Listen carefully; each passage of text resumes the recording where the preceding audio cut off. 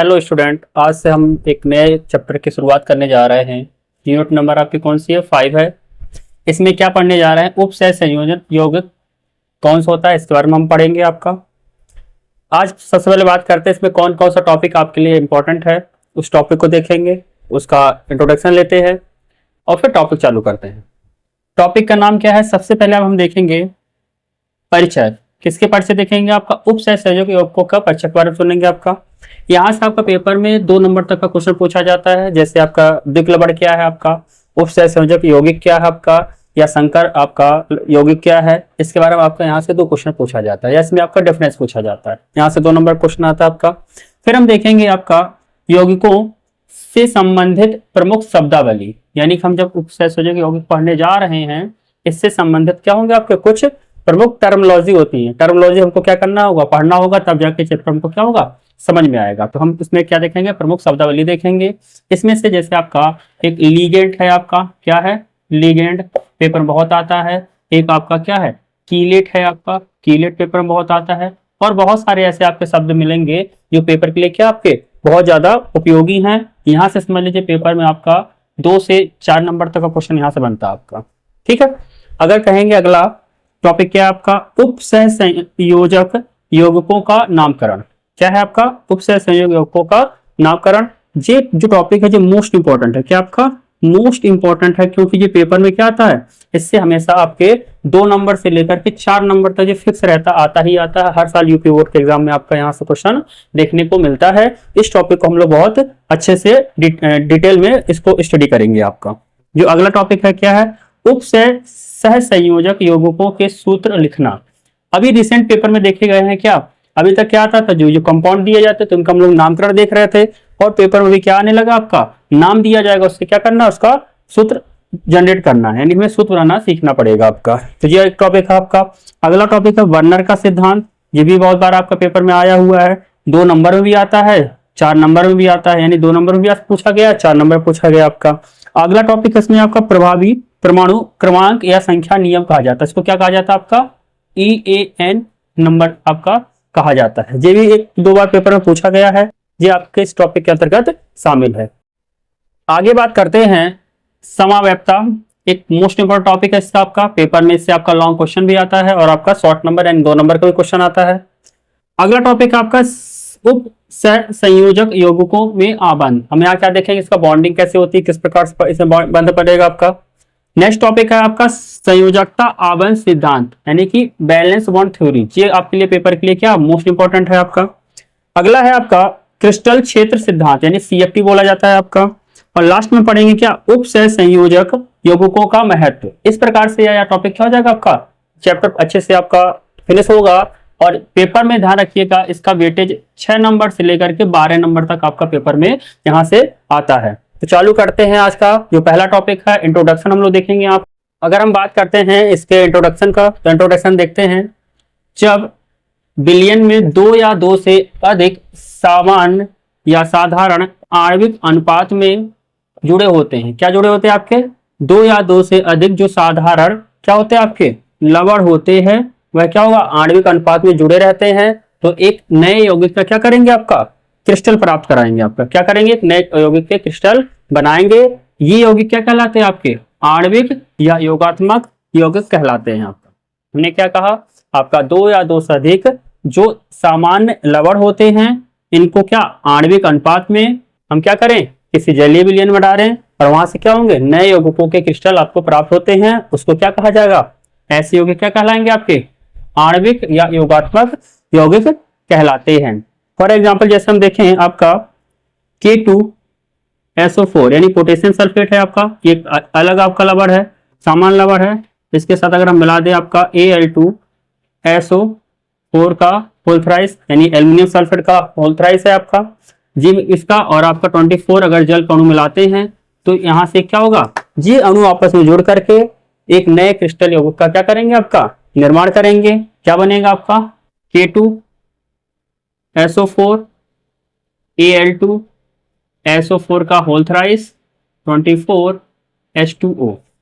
तो जी आपका क्या हुआ, हमने क्या देखा कि पोटेशियम सल्फेट क्या आपका एक अलग लवण है आपका, एल्युमिनियम सल्फेट क्या है, एक अलग लवण है आपका।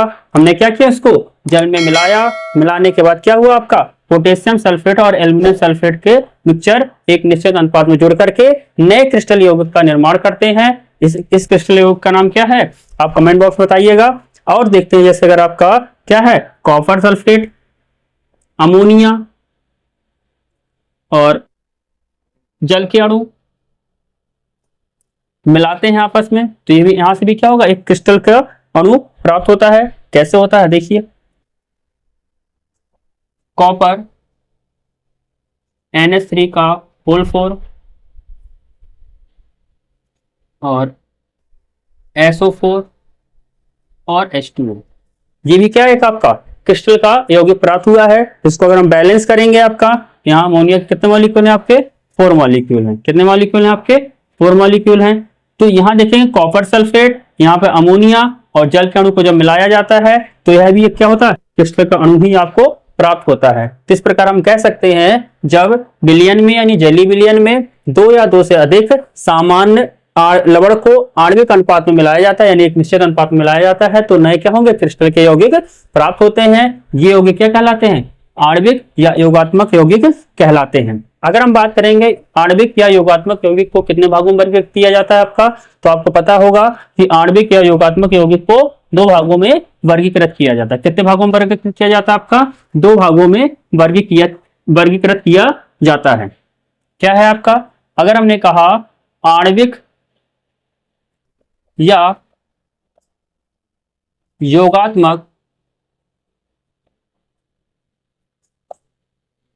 यौगिक को 2 भागों में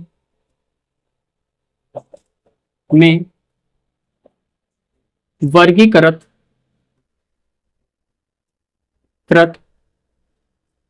किया जाता है। कौन कौन से 2 भाग हैं, पहला भाग है आपका द्विक लवण।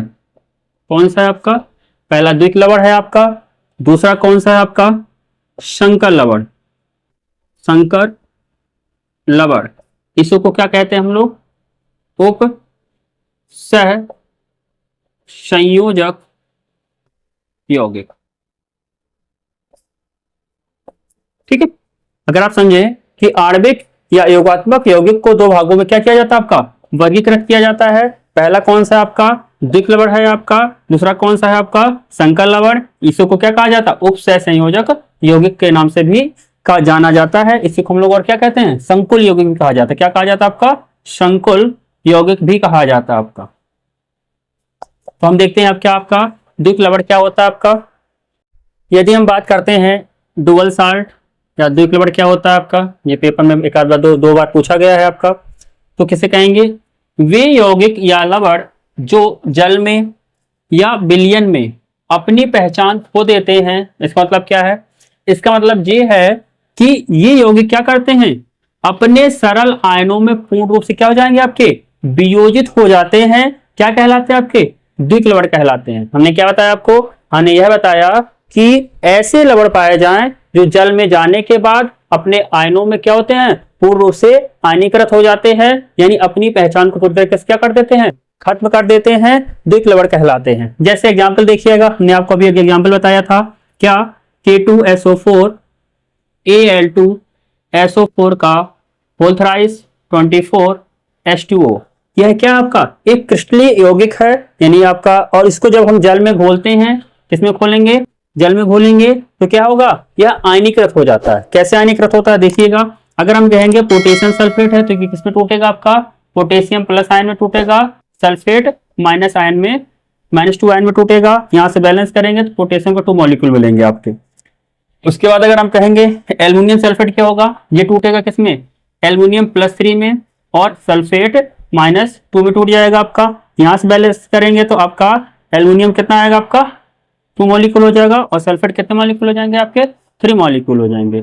और क्या टूटेगा आपका 24 H2O आपके अलग हो जाएंगे। इस प्रकार से अगर हम यहाँ पे आपको जी ना बताया जाए और पूछा जाए यह किससे प्राप्त हुआ है या किससे आयनीकृत हुआ है, तो आप यहाँ पे नहीं बता पाएंगे। इसलिए क्या कहा जाता है कि जो अगर ये आपका फिटकरी है, फिटकरी को जब जल में घोला जाएगा तो ये अपने आयनों में पूर्ण से क्या हो जाता है, आयनीकृत हो जाता है। अगर पूर्ण रूप से आयनीकृत हो जाता है तो यह क्या एक द्विक्लवड़ है आपका। अगला सेकंड एग्जांपल देखते हैं इसी में। जैसे आपने एक नाम सुना होगा मोहर लवड़। मोहर लवड़ भी आपका पेपर में बहुत पूछा जाता है। उसका सूत्र क्या होता है आपका, उसका सूत्र होता है आपका FeSO4 NH4 का whole twice SO4 into 6H2O। इसको क्या कहते हैं हम लोग, इसको कहते हैं मोहर लवड़ कहते हैं। क्या कहते हैं, मोहर लवड़। मोहर लवड़ भी क्या है आपका एक द्विक्लवड़ है आपका। क्यों है, क्योंकि यह अपने जलीय विजन में क्या होगा, अपने आयनों में पूर्ण रूप से आयनीकृत होता है। कैसे देखते हैं, अगर हम यहां से इसको आयनीकृत करेंगे तो क्या होगा आपका Fe पे +2 आ जाएगा, SO4 पर -2 आएगा। उसी प्रकार अमोनियम सल्फेट को जब हम आयनीकृत करेंगे तो क्या बनेगा आपका NH4 पे प्लस आ जाएगा और SO4 पर -2 आ जाएगा। यहाँ पे इसको बैलेंस करेंगे 2 आ जाएगा और क्या होगा 6 मॉलिक्यूल निकल जाएंगे। क्या 6 जल के मॉलिक्यूल यहाँ से निकल जाएंगे। इस प्रकार से किस में आयनीकृत हुआ, एक तो Fe+2 में आयनीकृत हो गया और किस में हुआ आपका NH4 यानी अमोनियम आयन में हुआ और किस में हुआ आपका SO4 -2 में हो गया। क्या आप इसको बिना देखे क्या बता सकते हैं इससे आपका किस कंपाउंड से प्राप्त हुआ या किस यौगिक से प्राप्त हुआ आपका, तो आप यहाँ पे इसको नहीं बता सकते हैं, यानी अपने आपके अस्तित्व को क्या कर दिया है, पूर्ण रूप से समाप्त कर दिया है। इस प्रकार से हम कह सकते हैं कि जो आपका कंपाउंड है जिसको हम कहते हैं क्या मोहर लवड़ कहते हैं, मोहर लवड़ कहते हैं, ये क्या है आपका द्विक्लवड़ है।